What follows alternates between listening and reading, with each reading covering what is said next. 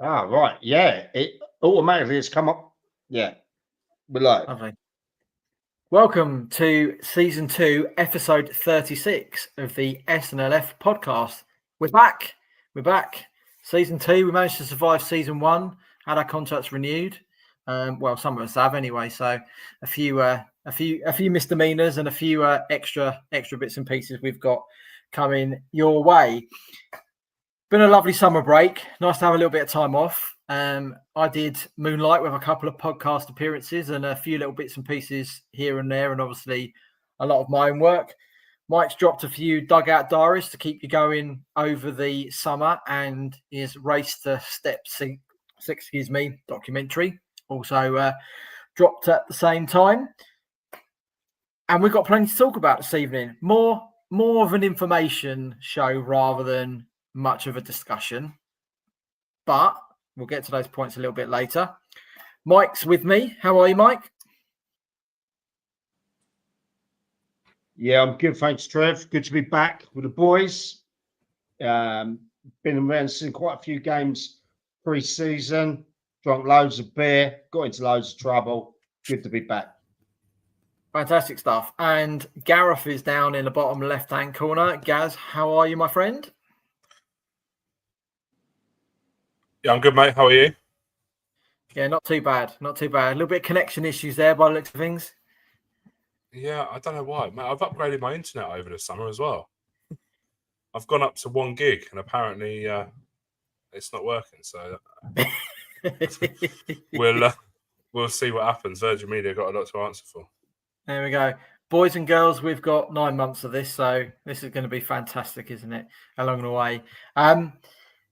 As instead of your instant replay this year, we're sponsored by New Style Apparel and Mike's little tagline, the hottest emerging clothing line for the football casual. I was going to put the Sussex casual in there because that really are what we are. We know a few of you have been asking as well, and the lines are coming. We're waiting ourselves as well. So as soon as they're available, you will be not quite the first, maybe the second or third to know, but it'll be out there as it goes. Now, this weekend, as most people know, it's the start of the Emirates FA Cup with the extra preliminary round, and possibly could have picked 1 or 2 guests this evening. So we plumped just for one. His club haven't been in the FA Cup for 114 years. Now, he's not quite that old, so he's got a chance to make his own little bit of history here. So great to have this evening Seaford Town manager, Paul Wise. Wisey, how you doing? Yeah, very good, thanks. How are you? Yeah, very good. Nice to see you still working, sitting in the changing rooms this evening. Yeah, I'm here more than I'm at home, I tell you. I think that's the same for most people involved in football, even for us as well, going out and watching and that. We're definitely not home all the time.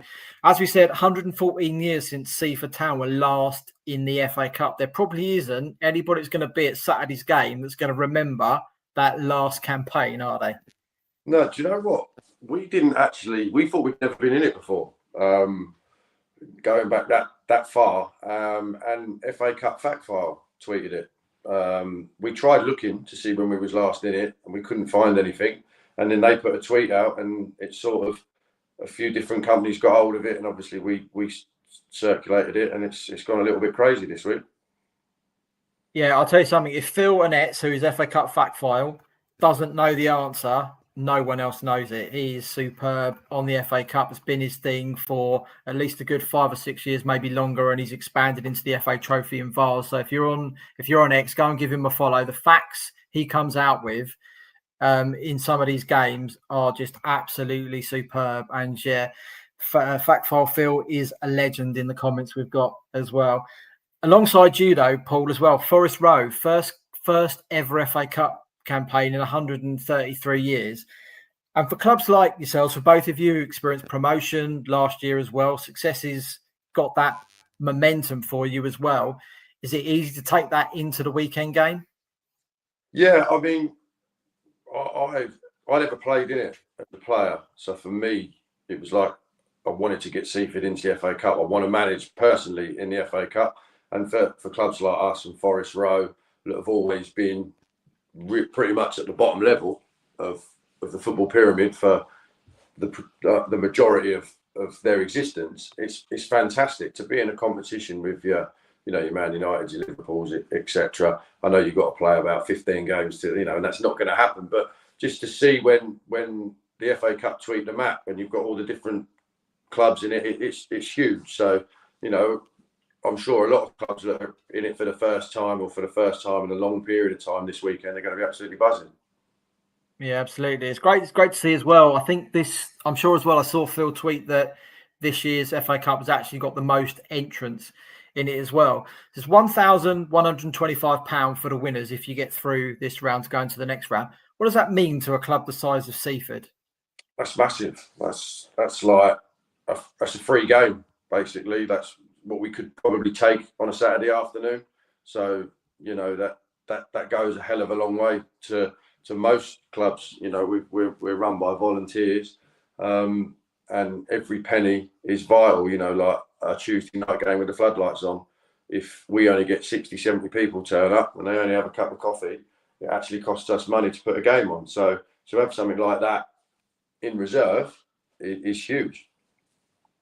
You're playing Sutton Athletic on Saturday afternoon from the Southern Counties East Premier Division as well. How much do you know about them, if anything? Not a great deal. I know I've got a few mates that either play or manage in that league, and I've spoken to them. But again, you know what it's like. It seems to be more in that league. It's more of a turnover of players season on season. I know that they got a last-minute equaliser against Faversham Strikeforce at the weekend.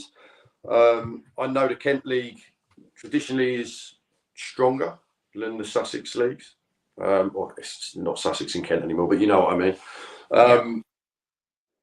I imagine it will be a very, very tough game. I've played a lot of Kent sides in the Vars over the last 5 or 6 years, and there seems to be a style of football that they play.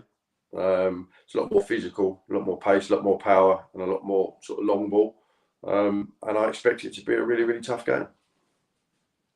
Yeah, no doubt it will be. Are you a little bit disappointed you've not been able to squeeze a league game or two in before this weekend, just to sort of get the wheels turning a little bit? I am and I'm not. Obviously, it's a good financial thing for the club. It's massive history, but also I don't want it to be a distraction. So to play this first, it's probably not ideal that Sutton have had a competitive game and we haven't. So they're going to probably be that little bit sharper to start with. But no, as good as this is, and it's a huge moment for the club, for myself, for everyone, the league is going to be what is most important. And you wouldn't want people going into the first game, look, it happens to be Hayward Heath, with half an eye on playing in the FA Cup the week later, if that makes sense. Yeah, I can potentially see that. Moving on to the league as well. How much expectation have you got yourself of where you think you're going to finish or where you'd like to finish? And has the club put a lot on you, or has it been very much, just keep us in that division first and foremost? We haven't spoken. There isn't a target. The club seem happy with what me and my team have done, not just last year, but over the last however many years. I know what I want and where I think we could go, but that's between me and my management team. We're not here to make up the numbers. Look, I'm not coming on here and saying we're going to go and win the league, because that would be crazy. But we want to be competitive, and we know it's going to be tough. Like when the fixtures come out last week, and you're looking on paper and you're thinking, Jesus Christ, this is a hell of a lot tougher than what we're used to. With respect, there is no run of games where you're looking at it like last season, without sounding arrogant and thinking, well, there's 12 points in them next 4 games. Do you know what I mean? Where you look at 4 or 5 games, you could have Hayward Heath, Stenning, Guernsey. I mean, our first 2 games are Hayward Heath and Guernsey, and you look at that thinking, cheers. Do you know what I mean? But we want to be as competitive as we can. We've got a good squad. We've added 2 or 3 because I think that the group was predominantly step 5 players last season anyway. And I think that we can be competitive, but it isn't going to be easy. And it's pretty cliche, Trev, but it is literally take each game as it comes. That's what we did last year, and we ended up winning the league. So I'm going to carry on. That's going to be my philosophy. Yeah, it's going to be a great challenge, I think, next year as well. How much work has it been for the club to get the club ready for step 5 level? And And for yourself as well, I know you said you've got a lot of players that can play comfortably at step 5 last year. Have you managed to add a few extras around the edges to those as well? Yeah. So firstly, with the ground, you wouldn't think it being in a public park, but there weren't a great deal to do. So ticket box needed sorting out. That's been done. The pitch, actually, when we had new goals put in 3 years ago, and they moved them forward rather than back, so the pitch had to be one set of goals had to be moved back 30 centimetres or something like that. Home sticker needed to be put on the door of the changing room, little silly things like that. PA system needed to be updated, but to be honest, the clubs have sorted that out. They're brilliant at that. I literally worry about what's going on the pitch. And then regarding the squad, I've lost a couple. A couple have either had children promoted at work, family things have come or retired, and we've added 2 or 3 really good players that were playing step 5 last season. So I think that we're well equipped. We've got a decent sized squad. I can't have a massive squad because we don't have it under 23s, and it's harder to keep players happy. So I've got a good core 21, and I was sorted 4 weeks ago. Everyone was done, so we've had time to prepare. There's certainly no excuses if we have a poor start. Brilliant, Mike. Yeah, I mean, I had the pleasure of mixing some of those boys, obviously, over the last few weeks.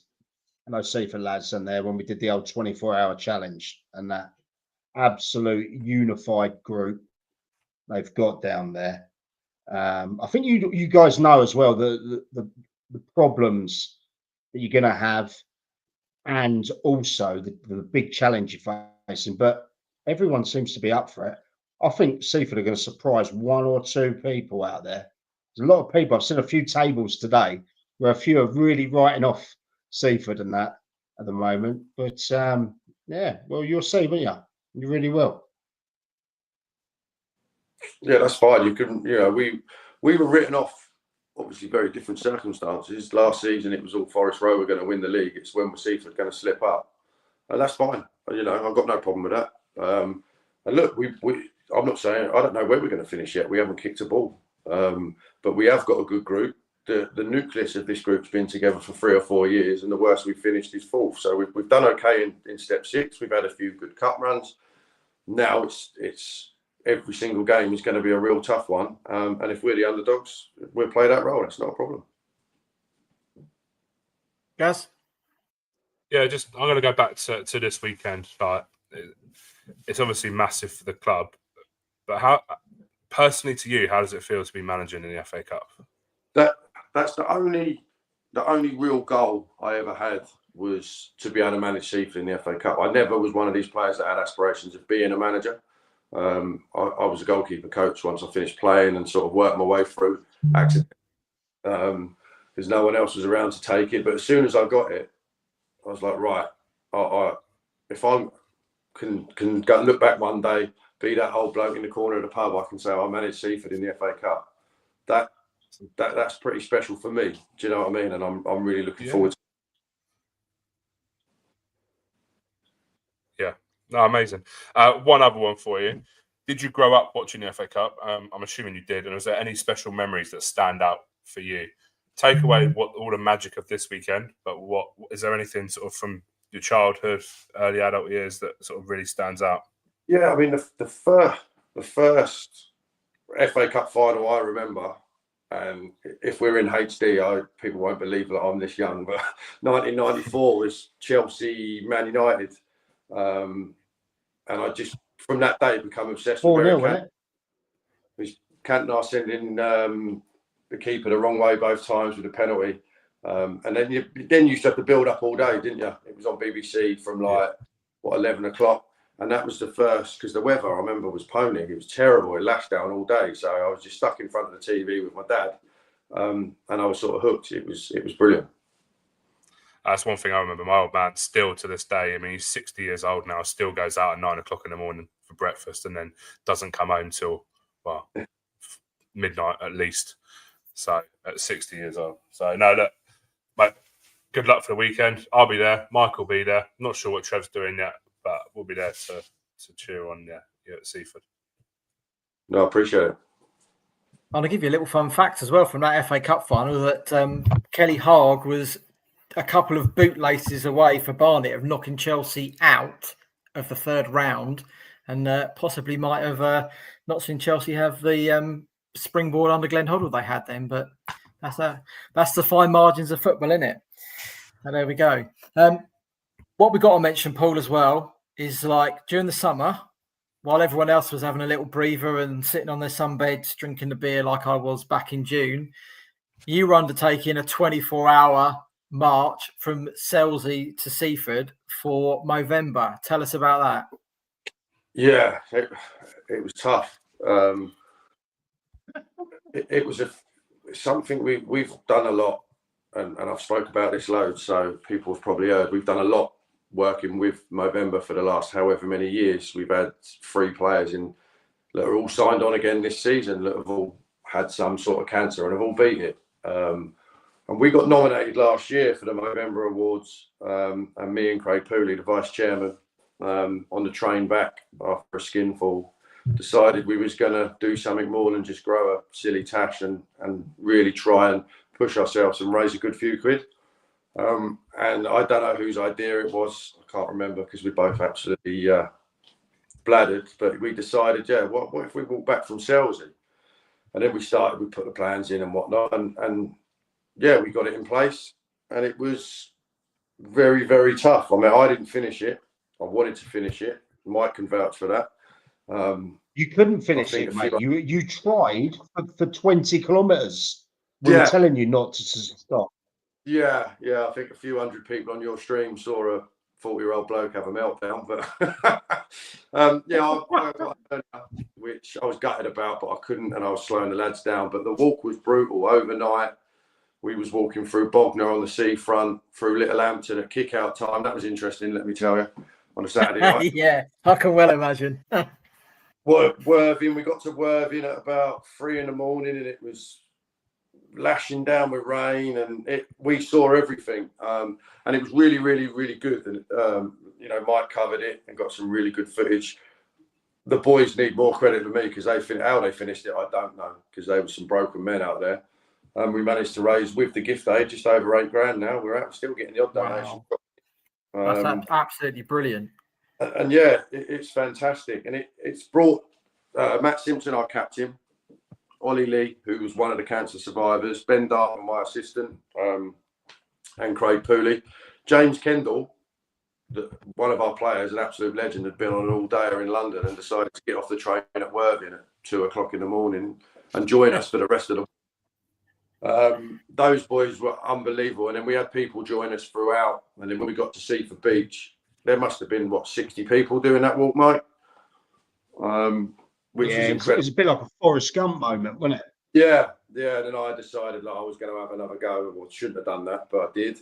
And yeah, it was great. It's a really, really good cause. And lots of clubs. Pagham were fantastic. Mark at Worthing United, he opened up at 5 o'clock so we could use the changing rooms in the morning. And it was brutal, but it raised awareness. We got on Talk Sport. All our social media posts were getting sort of 15 to 20,000 impressions. And the most important thing is we raised a few quid. So as tough as it was, I do look back with it and fond memories. And once, hopefully I don't need an operation, but once I'm all up and running, I'll go and finish it, just because people have donated for me to do it and I haven't finished it yet. So I will go and finish it. And then hopefully we don't decide what we're going to do next year after about 15 pints on the train back from London. Well, so long as you keep Mike out of the conversation, you'll be all right. Otherwise, you could be walking John O'Groats to Land's End if he has his way. We could be going to the moon, Trev. Yeah.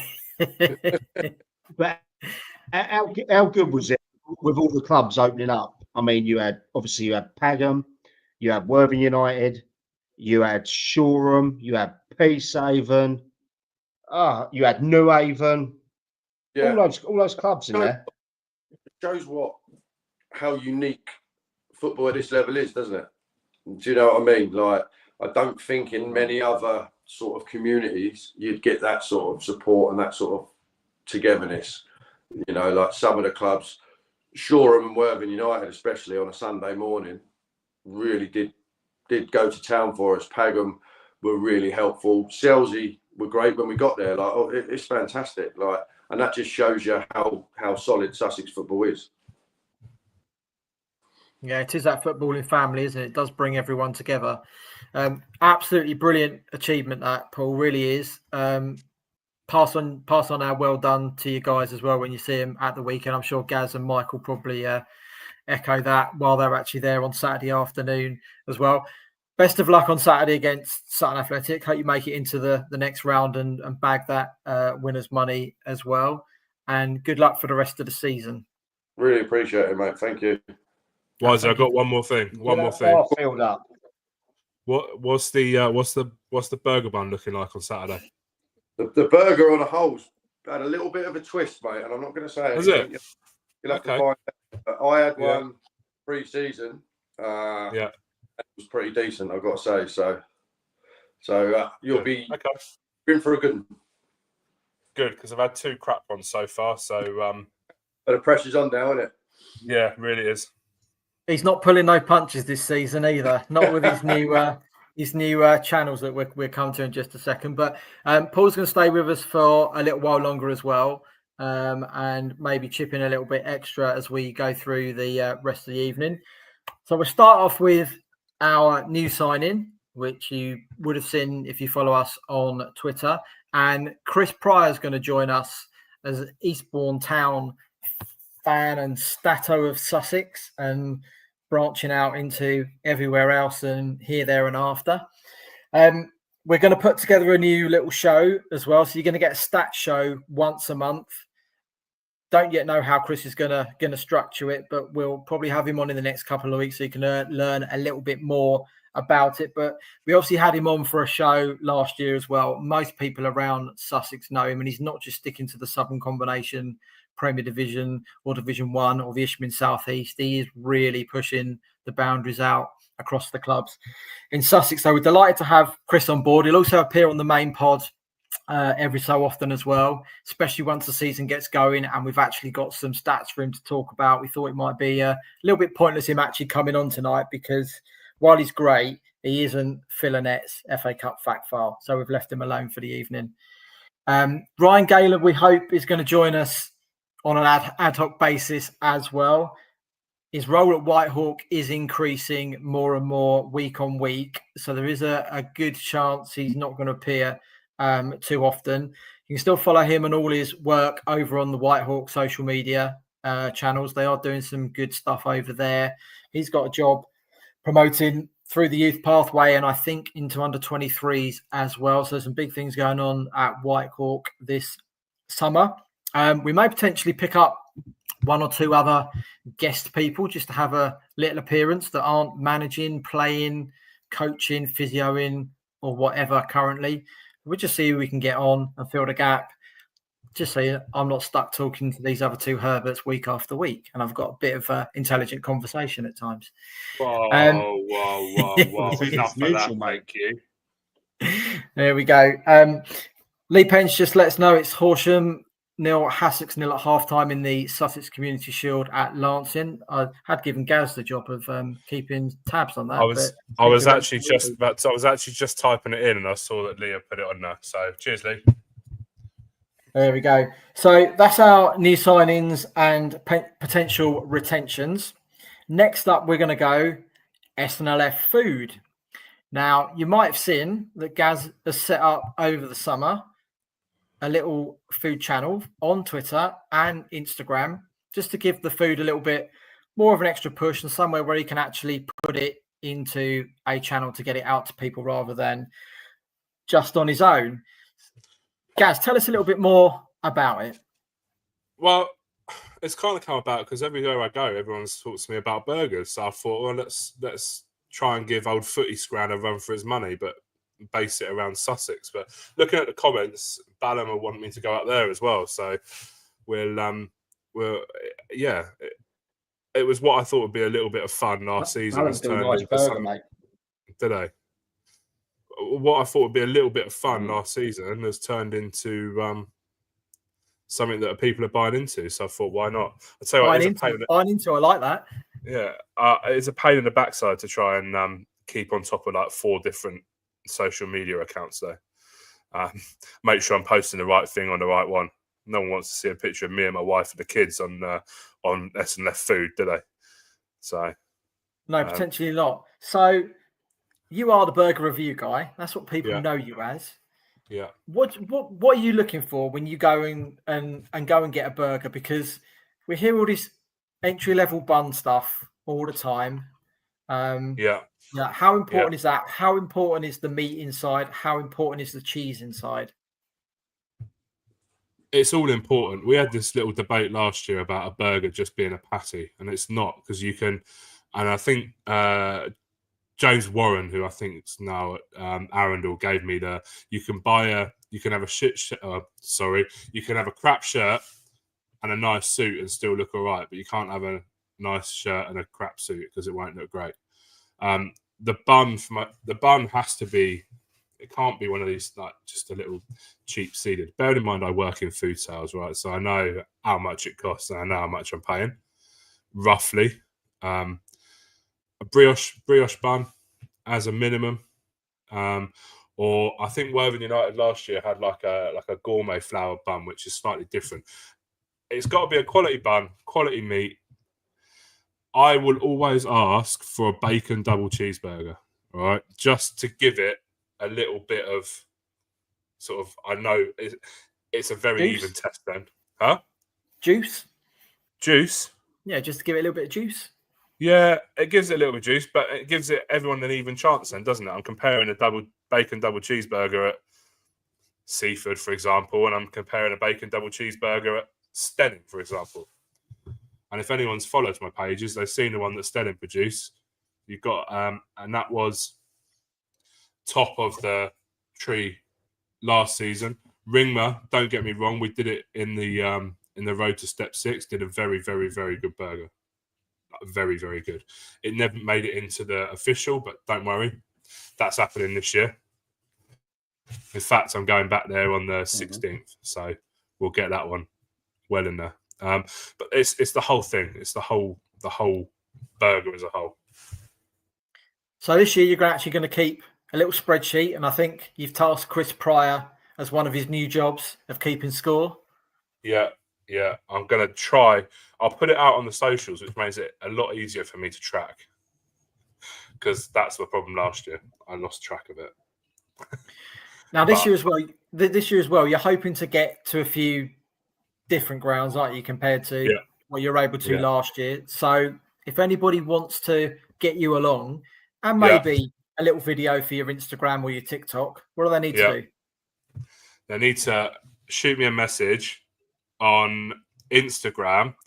You're putting me under pressure now, at the SNLF _food, which is what I have here, and on X or Twitter for the normal people, it is at SNLF food. So contact me, send me a message on those. I'm happy to come along and give my opinion. Not that it counts so much, but everyone seems to have been bought into it. Chris Pryor, bun, patty, cheese. I'm seeing a scoring system coming on. There you go. Chris has hit the nail on the head. I would say it'd be like watching Greg Wallace on MasterChef, but we won't go there, will we? No, or the other one on MasterChef. Neither of them are a particularly good shout, are they? Not at the moment. Mike? Well, I said that, it's really nice having a nice burger and everything like that. At the same time, though, some of these clubs have got to make money. I did some crazy social experiment like about a week ago where I went and sat in the old burger hut of Worthing United. Yeah, and I'll tell you one thing: we all know what 48 burgers cost from down, the cash and carry and the buns. You can make a few quid. Sometimes when you put in an extra couple of quid or an extra £1.50 into the burger to make it a nice experience, it's also taken away from some of the funds that these teams have got to draw in. So it's a bit of a gift and a curse, isn't it? Yeah, I couldn't agree more. But I don't think people, and this is not just my opinion, I think people will pay if you're going to bring quality ingredients in. I know it used to be. I don't know where it used to be. Horsham Football Club. Obviously, they're step 2 now, National League South. But it used to be 12 or 13 quid for a bacon double cheeseburger and chips down there. I pay it because I know that. But is it? Because what you're getting is a quality burger. There's a massive difference between 12. Yeah, but then what 12 quid for a burger and chips at a football match? You don't reckon that's a piss take? I understand. That's a bacon double cheeseburger. Decent burger. Yeah, it's a bacon double cheeseburger. It's a pretzel bun, so it's not like a normal bun. Right, just to give you an idea, a pretzel bun sticks out at probably about 65-70p each. The burgers are from a local butcher, so there you're probably looking at $2.50 each. So, and then the bacon you're probably looking at, depending on how many rashers they put in there, 25-30p a rasher of bacon. Like you're looking at sort of 5, 6, 7 quid just to make that burger. That's where my insider information. That's what it is, and obviously I don't take anything away. I don't take anything away from the people that don't get, because you can polish. I'm not going to use the word polish at all. You can get I cooked some burgers for my daughter's birthday party a few weeks ago, and I had people telling me they were the best burgers I've ever had. Right, they cost me 35 quid for a case of 48 from Booker. Right, it's all you live within your means, don't you? I'm not going to punish someone for what they do. I just think that the burger has to be a part of a package. Can't believe we've spent 20 minutes talking about burgers. I get it. I just think that if you're a family and you're taking a couple of kids and the wife with you, and the couple of kids want a burger and chips, all right, okay, they might have to go double bacon, all that lot. You've got to make the experience at least a bit economical for them as well. Because one of the reasons why non-league football is got such a buzz at the moment is because people can't be paying all the piss take prices at Premier League. Yeah. But you've seen, Footy Scram has got something ridiculous. His followers, here we go, he's just come up here. I'm going to have a quick look. He's got 63,000 people following him. And there's food on there from all levels. Like, he doesn't just put the nice stuff on there. But on Twitter, he shared a burger that I put out from Horsham about 3 or 4 years ago, and I got the best part of 250,000 impressions on that one. 250,000 people saw that burger. Yeah, Hungerford. Like, it's about how you market yourself, right? And if you can get a burger from Booker, you could put it in a decent bun that's maybe not 20p a bun, but maybe 30 or 40p a bun, which is roughly what a brioche bun is, and still be a decent burger. But I'm not going to penalise anyone. I'm going to give my opinion. It's my opinion. If you don't like it, you don't like it. That's kind of how I roll. Maybe they'll take the recommendation though. Who knows? I've had people say, like, Wisey said, we've changed our bun based on what you said. And I had someone on Sunday when I was over at Culver Road say, we pay attention to what you say and what you want in a burger. Like, and look, that is. I do it just because I think it's a really good way of making some extra dough on the go. Yeah, no, it wasn't them. It was the same place that you did your little burger experiment the other week. Yeah. But if you do it right, it's a good way of adding an extra 6-7 quid per person that comes through your door, right? Absolutely. So, nice and easy. Yeah. So get behind Gaz on social media. If you want him to come and give your burger a bit of a rating, just give him a shout across his social channels, and he'll stick it into his diary for the new season. Right, moving on to Joe. Actually, just before we do, Gaz, Ballum asked, where did you go pre-season, and did you try any different food? Well, he said tried any food at football, but I didn't do a lot pre-season because I was on holiday, sunning myself while Wisey was walking all across Sussex. I was in Gran Canaria, burning the life out of my skin.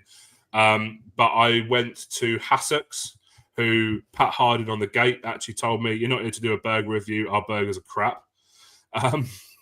And it wasn't too bad. And then I went to Lancing at the weekend, and I'll leave Mike to give you his opinion. Actually, no, it's probably good. If Mike gave me his opinion on his burger on Sunday, it would probably be a 10 out of 10 because I think he was hanging so much, anything would have tasted good. Yeah, I wasn't in the best place on Sunday, to be fair, after my Saturday's performance. But yeah, to be fair, Mike did do it's 3 going to be a good games thing on for the year, Saturday. isn't it?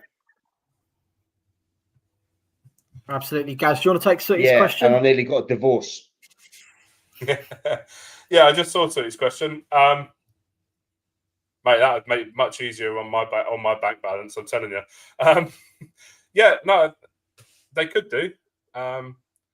But my question would be, is the money that comes through the beers and that sort of thing, because I don't buy beer when I go to football. Rarely do I drink when I go to football. It's a great idea. I can't really give it an answer. I'd have to give it more of a thought. But I don't, when I go to football, I normally have a coffee or I'll have like a Coke. I don't often drink at the football. So, yeah, I mean, you could keep it cheap for families and take profit from the bar. I'll bring Paul in on this one. Paul, do you have anything like at the club where the players get, I don't know, like a 10% membership card because they're a player for the club or their families or anything like that? Yeah, I'm pretty sure. So all youth coaches get either 10 or 20% off everything in the bar. The players, they get free food after a game. So, but yeah, all the youth coaches, anyone that's affiliated to the club, like if any volunteer, basically, they get 20% off anything in the bar or behind the grill.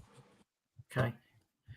Thoughts. I'm thinking as well. Is it? I mean, I know obviously at county league level, we're not talking massive, great crowds. I know some of our clubs do average over 200, 300. But do you think there's any mileage in almost like a membership scheme for supporters that will, maybe they buy 5 pints, get it stamped, and get the 6th one free or something like that? Yeah, it could do. I mean, you see a lot of clubs push season tickets, don't they? Now. Yeah. We did. I think we sold about 4, yet the same people are there every Saturday. So I think a lot of people want to put their money into a non-league club. That's why they come down here. So I get both of it. Do you know what I mean? If you go and you've got 4 kids, really you're there because you kind of, it's too expensive to go and watch Premier League football. And then if you go and spend like 12, 13 quid each on them on a burger, you ain't really saving the dough. But it's I would pay it if the food was good. It's just finding that balance, isn't it? Yeah, absolutely. Brilliant stuff. Great questions. Right. Moving on to our next little bit of information. Hopefully you've seen in the last couple of weeks that we have linked up with Brighton Samaritans. It was a bit of a chance kind of meeting more than anything else through someone I know called Dean Gallagher, having been to the Price of Football podcast in Brighton, which was actually put on for them as well. So we were actually looking at a different avenue, which didn't come off. So we actually went down this route instead. So what I've done is a little bit of a tie-up with them. All the details are on our website page at www.thesnlf.co.uk, with our link with the Samaritans. And as we all know, most of us guys, probably even the 4 of us sitting here at times, don't talk about how we feel, what's going on. Pressures of life are much harder now than they probably were 10, 20 years ago. But it's still something that guys don't do very well. One of the things the Samaritans want to do is cut down on the rate of suicide across Britain. They can't do it on their own. They can't do it without the help as well. So there are donation links on there. There are links if you want to help with their fundraising, if you want to volunteer your time, because the guys that work there and the girls as well are all volunteers. They don't get paid for it. They sit there to listen to people that are having struggles and having trouble. So if there's something that you think you can help with, pop along to the page, give them a shout. We've picked the Brighton one because I've got to know Dean. There are branches around different places in the country as well, so it's not just alone to us. But hopefully, We've given everyone something a little bit different. Might have been a little bit not quite morbid, but a little bit lower down on that little bit. But we think it's quite an important thing to do, similar as we did with the player insurance. We're not here just to reach out about the football. We want to go a little bit beyond those boundaries. And the only boundary we've got really is the county line of Sussex when it comes to the clubs. When it comes to everything else, everything goes way beyond there. So pop along, just have a read of the page, share the tweets that we've put out as well. They'll really appreciate that. They want more exposure. We're happy to give them the exposure. We want the exposure as well. So it'd be great if you can nip along and have a read of the page. You also would have noticed as well this summer that we've increased the amount of clubs we're going to cover and follow, which makes a little bit more work for me more than anyone else, but hopefully not too much. And with obviously Mike, Gaz, Ryan, Chris, and even my little cameo on the race to step 6 from step 7, we've decided to include all of the step 7 Premier Division leagues that feed in to the County League, Division 2 and Division 1. So what we're going to do is take the results and the league tables from the Mid Sussex League Premier Division, the West Sussex League Premier Division, and the Southern Combination League Division 2, which will all feed into Division 1. Hopefully, it'll run nice and smoothly. We'll pop the results out on the podcast as well with the fixtures. Unfortunately, we can't add any more than that into it. Otherwise, you'll be listening to a podcast that is going to take 2 hours long. And we have social lives and bits and pieces and bedtimes, which we like to get to of an evening on a Wednesday. But we'll do as much as we can to add as much as we can for those clubs as well. They're quite welcome as well, all of you, to send in any bits and pieces you've got, something your club's doing. Just an example, Bexhill, we've got a few new members on their committee this year, and already they've started sending stuff in for me to put out on our website. And of course, it gets it across to the rest of Sussex as well. So it doesn't just sit on seeing it if you've got Bexhill on a follow list or anything like that. And that's what we're here for, to get you guys promoted across the county. So adding another 3 divisions adds about another 30 to 40 clubs, I think. So take us somewhere around about 90 clubs in total to cover. But that's what we're here for. We want to get your club out there with whatever you're doing. Paul's been great to have on this evening. Of course, we've done quite a bit with Seaford. Mike's done a lot with Ringmer and Westfield at that step 7 level as well. And there's some great clubs out there, some great facilities out there. Just tell us. It's as simple as that. So welcome to all you step 7 clubs that will be chucking a bit of coverage your way. And please interact and get in touch with us. That's how we work and that's how we roll. You will have noticed as well. Sorry, go on the mic before I jump onto the next one. Yeah, if there's any clubs out there that fancy getting me behind the bar for the day as well.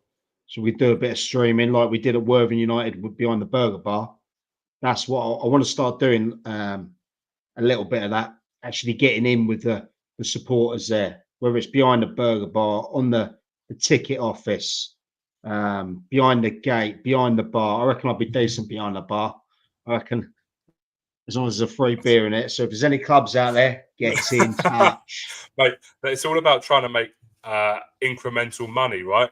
Not putting you behind the bar is probably the worst idea anyone could have. But ultimately, I'll come along and help you because I don't drink at the football. So I'd stop you from drinking all the profits. Well, if you want Mike behind your bar, number 1, don't feed him any drink. Number 2, make sure you have a taxi booked home for him. And number 3, he might not end up divorced. There we go. Marriage guidance counselling for you as well, Mike, on the show. But just on that point, actually, Mike obviously last week did go into Worthing United and spend some time behind the T-bar to find out how that ran, flipping his burgers like he's working in McDonald's back in his youth. And you had quite a lot of traction to that as well, which you were quite surprised at. Yeah, I was. I thought, nobody had anything better to do that night. But we obviously just stuck the camera on, and then we had loads. We had loads watching. And that was, what was that? Wednesday night down there, and it was good to see. I want to see more behind the scenes of clubs, and look, if we can help out in any way, because we never charge anything, well, bar a beer maybe. If we can help out anyway in that, we'd love to do it. So if there's any behind the scenes stuff we can do with clubs, let us know. But yeah, the traction was brilliant. I think it's one of the reasons why we're going to do more of these live things. People are starting to really take notice in that, and I credit a lot of that from what we did with Seaford. It really was, because we winged that completely. You know what I mean? We were never prepared for that. But yeah, so we want to do more, but we want to get to more and more teams and grounds. And there's more of us this year. So get in touch. Absolutely. As we said, there are no boundaries. So take it where we go. So as I was about to say before Mike interrupted, if you've been on the website again across the summer as well, you'll notice that we're all set for next season with all of the fixtures in place for steps 2 to 6, just waiting on steps 7s to come out so I can input those as well. Tables are all already set for those, and you'll find all of last season's results, tables, and the team of the week / month has been archived, so it's got its own little section, so you can nip back into there at any point, check through all the results for the National League South or the Southern Combination League Division 1. Why you can go back and look at that Division 1 table that shows them as champions as well. It's permanently in there. And of course, we'll do that obviously every season, hopefully at some point. And I don't know when, again, it's time permitting. We will try and backdate as well as far as we can go with things like that. We've also got the Sussex Senior Cup in there, which will be slightly easier to backdate and do. Just so it becomes more of a information site for not just the current day, but also for moments back in history, which people have got great memories of. So if you're looking for last year's, it's there, but it's got its own little space now. Couple of advance warnings, and this one's got a lot of advance to it. Non-league day next year is Saturday, March the 28th. We appreciate it's like we're on the first weekend of the season and we're talking about non-league day next year about a month and a half before the end. But last year was probably the best one they ever had. We had 2 of the non-league day guys, Ian Bailey and Francis Duku, on the weekend beforehand, and we'll try and do the same again this year. Hopefully as well, the founder, James Doe, who I know pretty well, will be available this year as well to get him on, which would be fantastic as well. So if you look that far ahead, if you've got your diary out there and you'd like a bit of planning, if you're at home that day, start having a little think about it. It's never actually too early to be able to go and do it. And there's your warning, the dates in your diary. And while we're talking about dates as well, the Sussex Combination are having another ground hop next year, which obviously goes around the entire country. Ours is slightly, I think, about a weekend later than it was last year. Similar format as well. And it kicks off on the Friday evening with Alfold against Rustington. So that will either be a 7:30 or 7:45 p.m. kickoff. Then on Saturday, the 1st of November, AFC Vardinians host Peacehaven and Telscombe at 10:45 at the Withdean. Then there are 7 games at 3 o'clock, and I'll come to that little part at the end, which I hope the Southern Combination do similar to someone else last year. The evening game is Lancing versus New Haven at Culver Road at 5:45. And then on Sunday, it's Loxwood against Arundel at 11 a.m. and it's finished off by Godalming against Worthing United at 2:30. Now, what I saw last year, which was a really fantastic idea, was a passport used by the Essex Senior League for their ground hop weekend.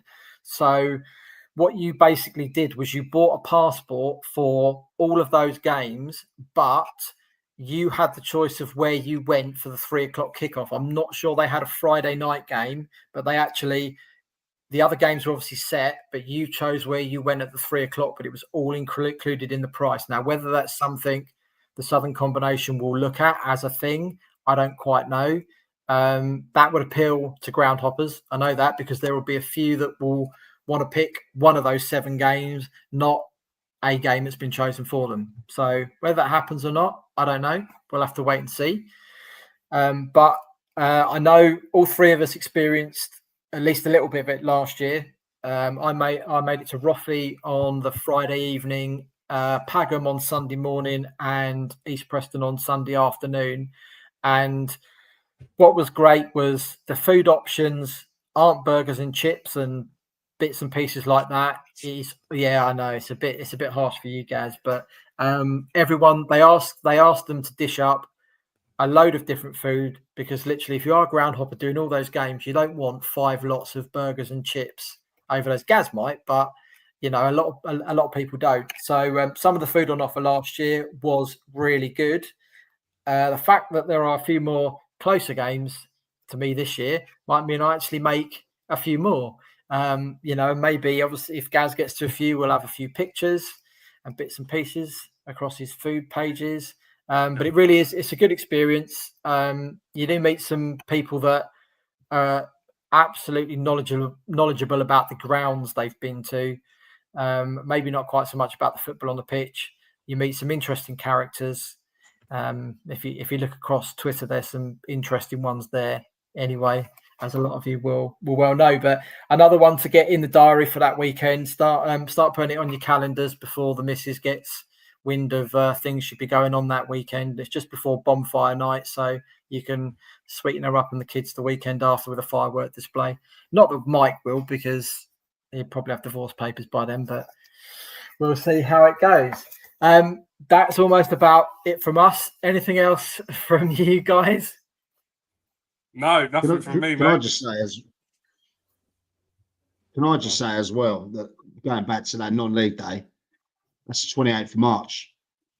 That's my birthday. I'm going to do something crazy for that day. If there's anything going on that day, let me know. Well up for it. And also,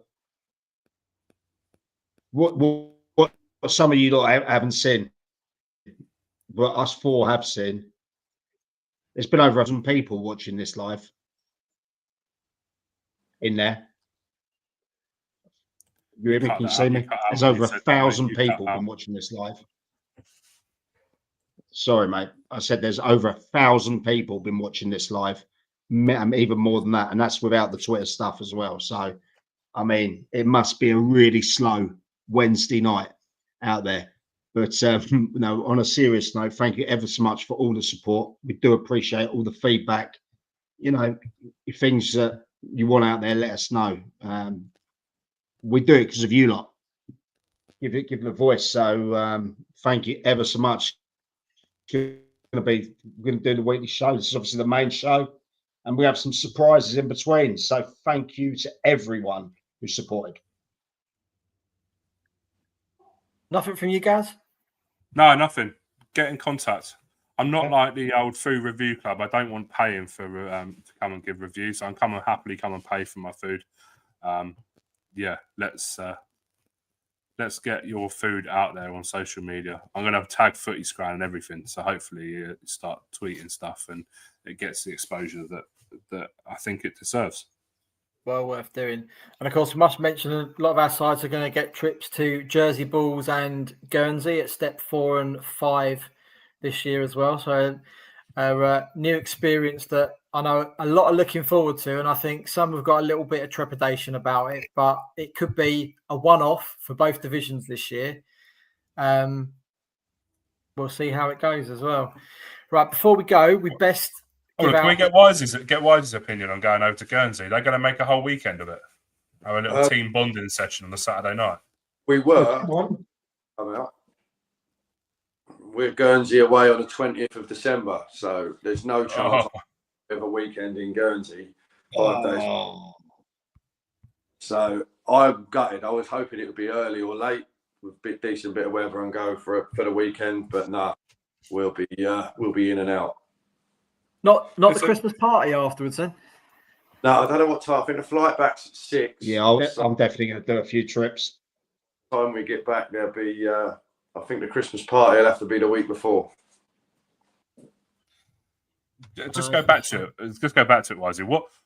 What an experience for some Step 5 players, especially you guys. You were playing. Most of your players were playing Step 6 last season. What an experience for those players to have that sort of that flight, all rock up to the airport in a club tracksuit and.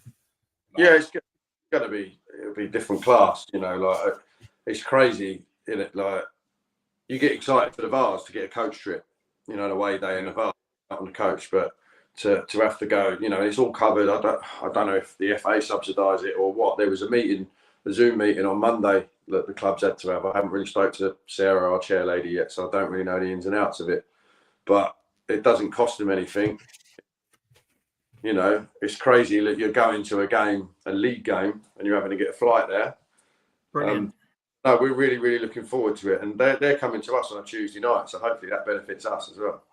Yeah. Tuesday night. I've never seen anywhere like the Crouch before. Those trips away.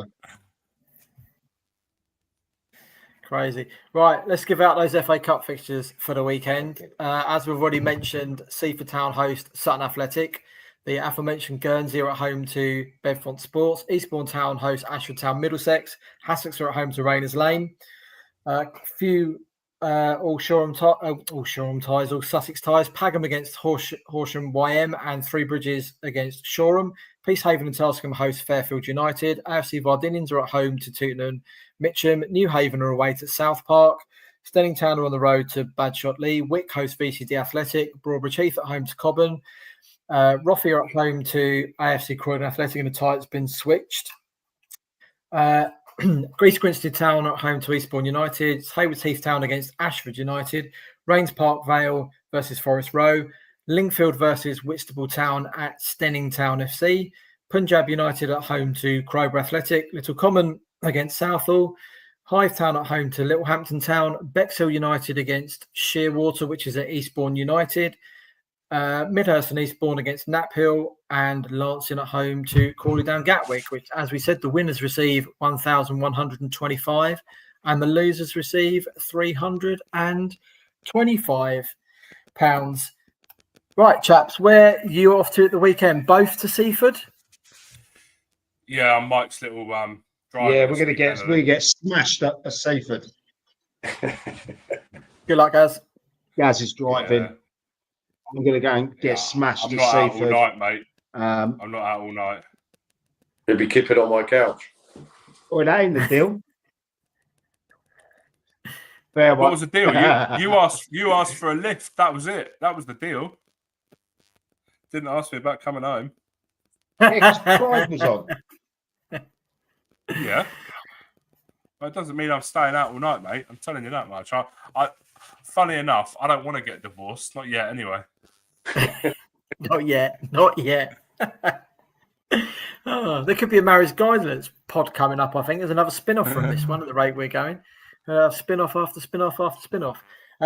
Potentially, I might go and watch Lingfield against Whitstable Town this weekend at Stenning. Whitstable, obviously, all three of us saw at Wembley lift the FA Vars back in May.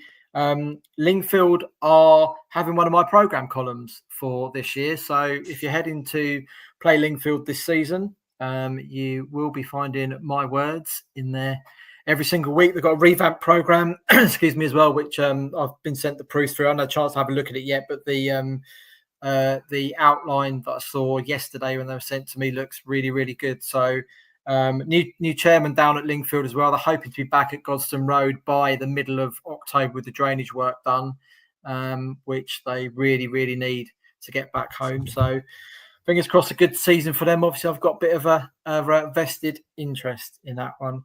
So that just about wraps everything up for the evening. Thank you very much for joining us live. If you're listening to the audio on the podcast on the usual channels, thank you very much too. Thank you for joining us on Twitter as well. And who knows, we might be live again before you know it.